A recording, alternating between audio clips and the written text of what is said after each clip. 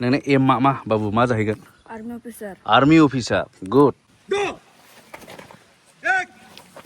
थांखिया मा army officer this is another part of PT खालामनायनि ट्रेनिं जायफोरखौ नांगौ डिफेन्सआवहाय थांनोब्ला नै बेबायदि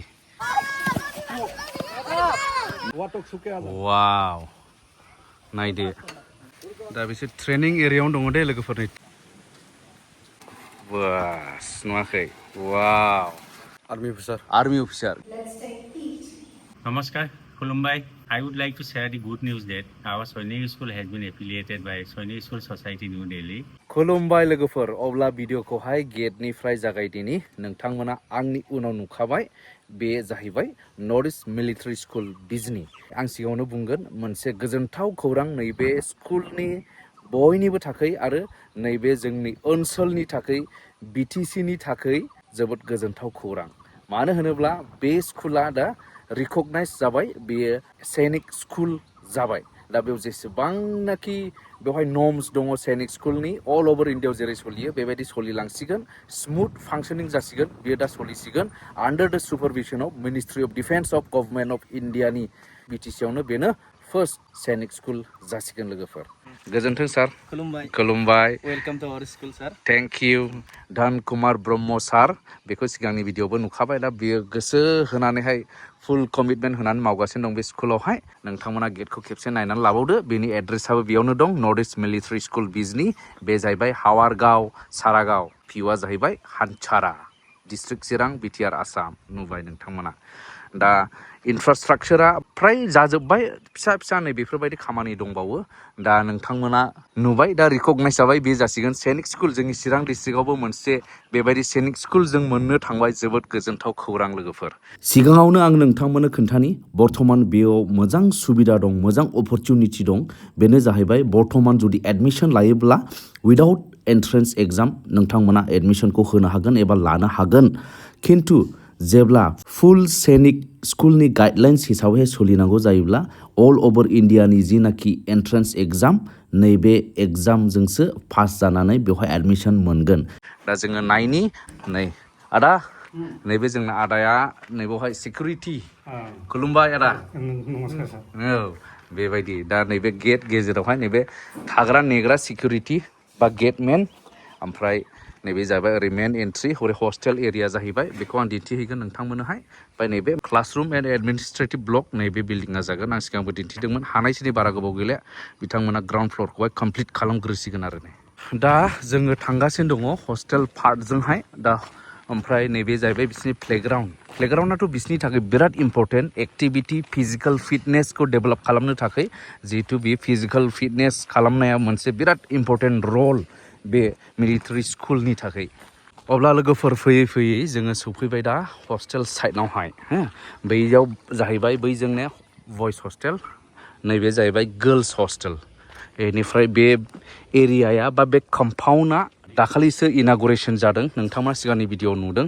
नायदो गिदिर गिदिर मानसिफोर पलिटिकेल लिडारफोर सोरबा समाज दैदेनगिरिफोर फैनानै बेखौ बेखेवलांबाय दा बियो बिराद मोजांहै इस्टाब्लिश जाबाय नैबे बिल्डिंफोरा बिराद मोजां एनभायरनमेन्टआबो दे बिराद स्पेसियास नायदो नैबे जाहैबाय बयस हस्टेल नोंथांमोना नायनो हागोन inaugurated by Shri Pramod Boro' honourable chief of BTR Assam दा बेयो दाखालि इनागुरेसन जाबाय बे जाहैबाय बयस हस्टेल दा बयस हस्टेला रेडिसै दा नोंथांमोना नुबाय नै सिगांबो नुदों जानो हागौ नैबे बिल्डिङानो जाहैबाय बयस हस्टेल नै दानिया जाहैबाय क्लास 9 क्लासरुम नोंथांमोना नुबाय बे जाहैबाय क्लास 9नि स्टुडेन्टसफोरा नै एसे गोबाङैनो दङसै नै गुड मर्निं सिङाव माने क्लास लागासिनो दं दा क्लासावहाय नैबेबायदि मेडामा फोरोंगासिनो दं माने इंलिश क्लास येस लोगोफोर बिथांमोननि क्लासआबो बिराद सिरियास मानो होनोब्ला एकाडेमिक्सआबो बिथांमोननि थाखाय बिराद इम्परटेन्ट मानो होनोब्ला बिथांमोना उननि समावहाय अफिसार लेभेलनि जुदि एग्जाम्सफोरखौहाय इन्टारभिउफोरखौ क्रेक खालामहैनांगौब्ला बेफोरो बिराद इम्परटेन्ट बेनिखायनो बिथांमोना सिरियासलि नैबे एकाडेमिक्सखौबो लानाय जायो बिथांमोननि इउनिफर्मखौ नायदो नैबेबायदिनो मिलिटारि बा डिफेन्सनि डिजाइनजों बानायजानाय बिथांमोननि इउनिफर्म मानो होनब्ला बिथांमोना दानिफ्रायनो प्रिपेरेसन खालामनांगोन माबायदि गाननांगौ माबायदि थानांगौ माबायदि टाइम टेबोल फल' खालामनांगौ येस बेबायदिनो अभारअल डेभेलपमेन्ट प्रभाइडिं क्वालिटि इडुकेसन गासै गथ'फोरनि थाखाय अब्ला लोगोफोर दानिया आङो दङ फोथाराव बेनिफ्राय बे स्कुलनि गथ'फ्रा दङ आंनि उनाव बिथांमोना खालामगासिनो दङ दा पिटि माने फिजिकेल ट्रेनिं बेवहाय फिजिकेल फिटनेसआ बिराद इम्परटेन्ट जिहेतु बियो डिफेन्स लाइन मिलिटारि लाइनाव थांनांगौनिखाय दा बेवहाय गोदान गोदान फोरोंगिरिफोरबो जइन जाबावबाय जिहेतु गोदान इनफ्रास्ट्राक्चार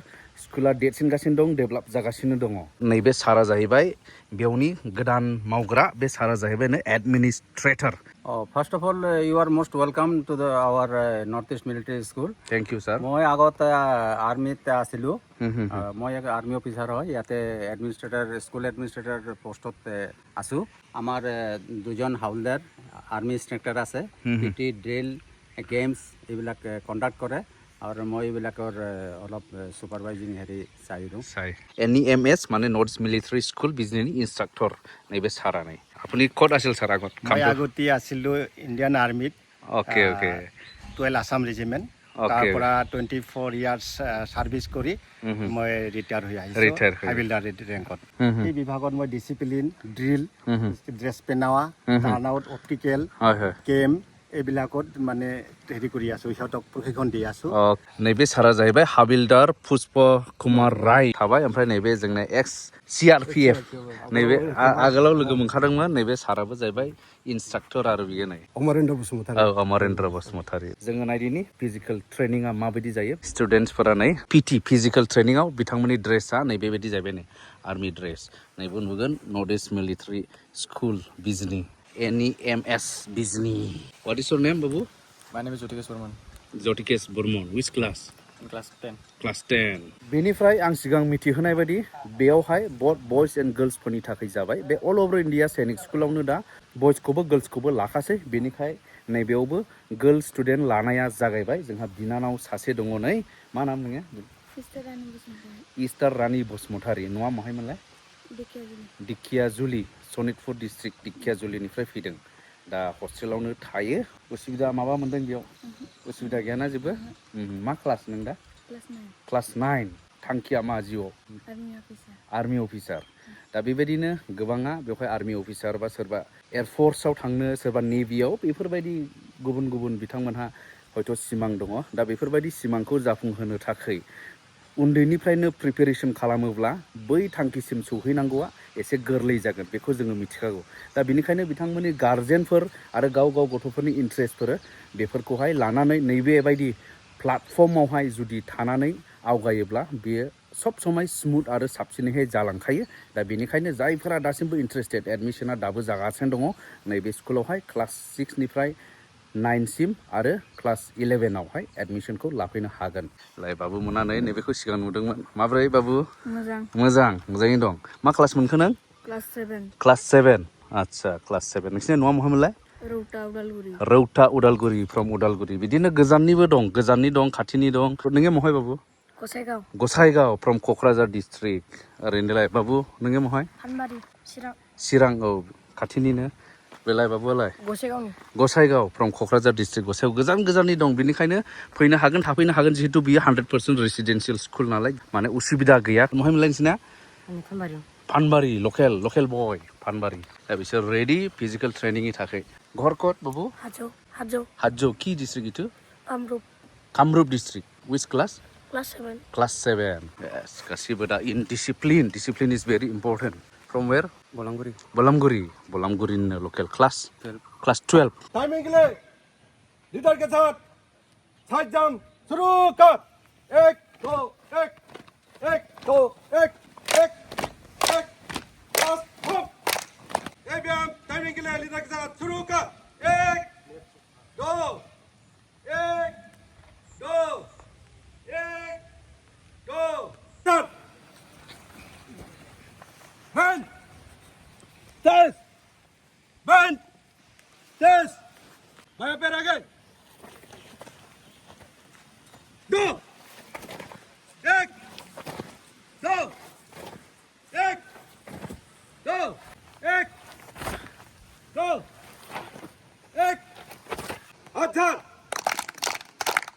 Hirzal. Hirzal. Bitte breit. Hirzal. स' लोगोफोर जाय फिजिकेल ट्रेनिंखौ डिफेन्सआव एबा मिलिटारि लाइनावहाय नांगौ जायो बेफोर गासैखौबो बिथांमोना बेवहाय इम्परटेन्टलि फोरोंजोबनाय जायो नोंथांमोना नुबाय। 2, 3, 4. नोंना एमआ मा बाबु मा जाहैगोन? Army officer. Army officer good. Army officer. Army officer बिसोर गासैबो जेन सानसे समाव आर्मी अफिसार जानानै जोंनि समाजनिफ्रायनो ओंखारलांनानैहाय जोंनि समाजनि दैदेनगिरि जोंनि देश बेंगिरि बायदिसिना जाहैथों जे जोंनि जायगानिफ्रायनो जोंनि मानसिफ्रानो बेफोरबायदि आवगायोब्लासो जोंहा समाजाबो मोजां जागोन डेभेलप जालांगोन। दा नायदो बिसोरनि training this is another part of PT खालामनायनि ट्रेनिं जायफोरखौ नांगौ डिफेन्सआवहाय थांनोब्ला नै बेबायदि एतु क्या बोलते हैं इसको मांकी रप नै मोख्रा थाबायनाय नै आरो दंबावो नै नायदो वा बेफोरो बिराद इम्परटेन्ट बिसोरनि थाखाय दा बेफोर ट्रेनिङा बिसोरनावहाय बेफोरो बिराद बिथांमोना ध्यान होयो आरो बेफोर ट्रेनिङावहाय बिसोर मोनफा मोनफा फिजिकेलफ्रा फिट जानाय बायदि नै नायदो नै बिसोरबो नै रेडि पिटि खालामग्रा एरियायावनो जोङो दंबाय थायो बेवहाय नै दा बेवहाय मोनफा मोनफा ट्रेनिं होगासिनो दङ। भार्टिकेल रप नो बियो भार्टिकेल रप नायदो वाव नायदो बा दाङानो फैबावो नुवाखै बिसोर दा आर्मी ड्रेसावखा बे ड्रेसखौनो गाननानै जिउआवबो खामानि मावलांनो गोसो बिथांमोना। वाव नुबाय। What is your name? My name is Sansuma Basmutari. Sansuma Basumatary yes दा बिसोर ट्रेनिं एरियायावनो दङ दे लोगोफोरनि ट्रेनिं एरियायावनो नायदो नै दा बानायगासिनो दं PT physical training this is how they are prepared बेबायदिनो बिथांमोनखौ थाम थिम खालामो गोरलैनिफ्रायनो थाम थिम खालामनाय।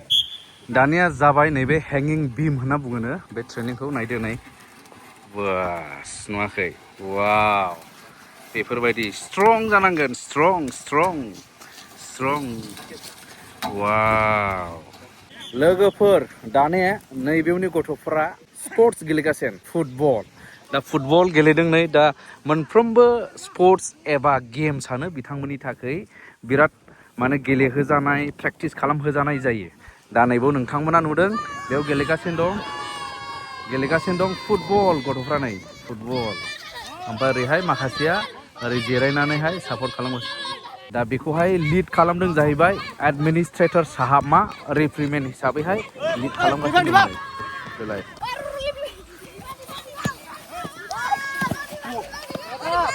Yes, this is very important. Yes. Wow. Yes. This is football.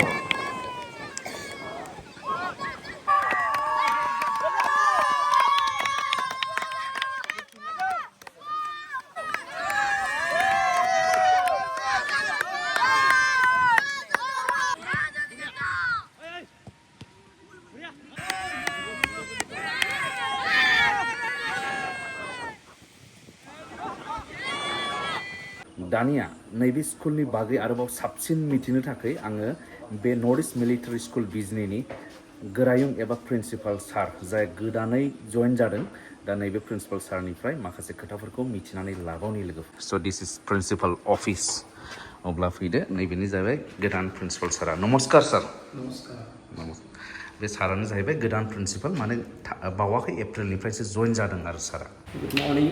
I am the principal of North East Military School Bijini. Our school is situated around 5 kilometers from the Bijini railway station. This North East Military School is inaugurated by the Chief Minister of Assam, Sri Sarbananda Sonowal, in the year 2019. This school is having a covering of an area of 150 bighas of land. We are having the classes from class 6 to 12 with hostel facility of English medium background. This school is the 4th in the rank of the Northeast region. First, like this military school having in one Imphal, next one is Nagaland, and third Gwalpara in Assam, and we are the 4th of its kind in entire northeast regions, and it is the first in the Bodoland. This school is providing Sainik school training to the students of those aspirants who want to take admission in IMA, NDA, military services, INA, Indian Armed Forces, Indian Defense, to be act as an officer. So it is the entry level for them. So I want to invite to the students, communities, those who want to take the admissions and entry as a military officer, and either from class 6 to 12, the parents and guardians can contact with us, and we have set up this military school or Sainik schools to reduce the regional imbalances among the students and the parents and guardians, and this is the opportunity for entire Northeast students. They can take these privileges and can come forward and seek for the admission process and the guidelines and the procedures. Our schools is unique of its kind for entire Northeast. With this, I convey my regards and thanks to all. Thank you very much. माखासे आरोबाव अफिशियेल आपडेटखौ नोंथांमोननो मिथिहोनो थाखाय आङो बे स्कुलनि management committee बिथांमोनजों दंफैयो दानिया जाहैबाय नैबे बिथां सार डक्टर रतन कुमार राय सारा जाहैबाय नर्थ इस्ट मिलिटारि स्कुलनि स्कुल कमिटिनि बा मेनेजमेन्ट कमिटिनि बिथाङा जाहैबाय वर्किं प्रेसिडेन्ट নমস্কাৰ আজি আমাৰ বাবে এটা গৌৰৱময় মুহূৰ্ত কাৰণ north east military school Bijni যিখন স্থাপিত হৈছিল 2019 চনৰ জানুৱাৰী মাহৰ 21 তাৰিখত লাহে লাহে আমি আজি 6 বছৰ অতিক্ৰম কৰিছোঁ আজ যোৱাকালিয়ে আমাৰ যিটো এটা সপোন আছিল মিলিটাৰী স্কুল বোৰ্ডৰ লগত সমন্বিত হোৱাৰ আমাৰ ভাৰতবৰ্ষৰ যিটো মিনিষ্ট্ৰি অফ ডিফেন্স তাৰ অধীনত সৈনিক স্কুল সোসাইটি নিউ দিল্লী তাৰ পৰা আমি যোৱাকালিয়ে অনুমতি পাইছোঁ ই আমাৰ বাবে এটা অতি স্মৰণীয় মুহূৰ্ত दा नैबे सारा जाहैबाय बाय जेनारेल सेक्रेटारि बे नर्थ इस्ट मिलिटारि स्कुल बिजनीनि নমস্কার আজকের এই দিনটি শুধুমাত্র বিজনি বা বিটিআর নয় সারা আসামের জন্য অত্যন্ত গৌরবময় দিন একটি বিশেষ দিন আমরা যে উদ্দেশ্য সামনে রেখে নর্থ ইস্ট মিলিটারি স্কুল 2019 সনে আরম্ভ করেছিলাম আমরা 6 বছর অতিক্রম করে আজ একটা উল্লেখযোগ্য দিনে বিশেষ একটা অ্যাচিভমেন্ট আমরা করতে পেরেছি সেটা হচ্ছে ভারত সরকার মিনিস্ট্রি অফ ডিফেন্সের আন্ডারে যে 100টি সৈনিক স্কুল নিবে বলেছে আমরা গত পরশুদিন একটি ইমেল পেয়েছি সেখানে সেই 100টি 100 স্কুলের মধ্যে আমাদের নর্থ ইস্ট মিলিটারি স্কুলকে নর্থ ইস্টার্ন রিজিয়নের মধ্যে সর্বপ্রথম আমাদের ওনারা আর অ্যাপ্রুভাল দিয়েছে दानिया जों बर' रावजों माखासे आरोबाव आपडेट जों खोनासंनि दा नैबे सारा जाहैबाय डक्टर रबिराम वारि सारा जाहैबाय वाइस प्रेसिडेन्ट खुलुमबाय दिनै जोंनि थाखाय बहुत गोजोनथाव बाथ्रा जे नर्थ इस्ट मिलिटारि स्कुल बिजनि बियो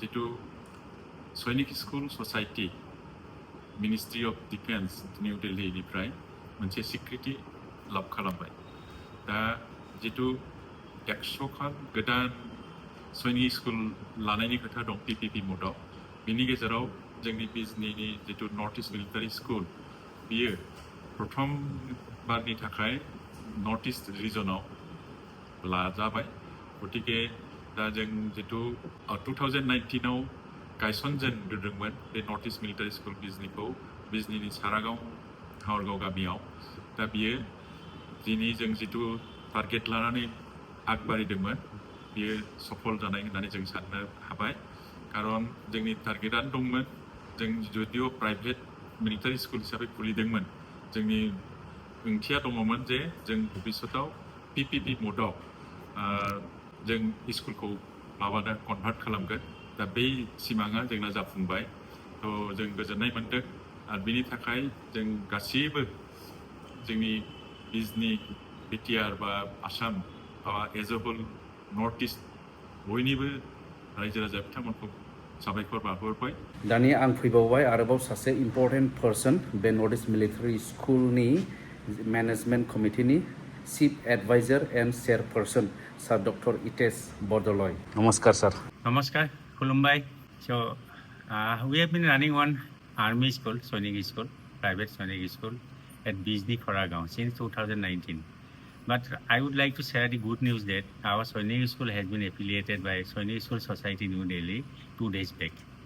Now it is our proud that this is the second private Sonic School in India, and now this Northeast Military School, it become the second Sonic School in Northeast.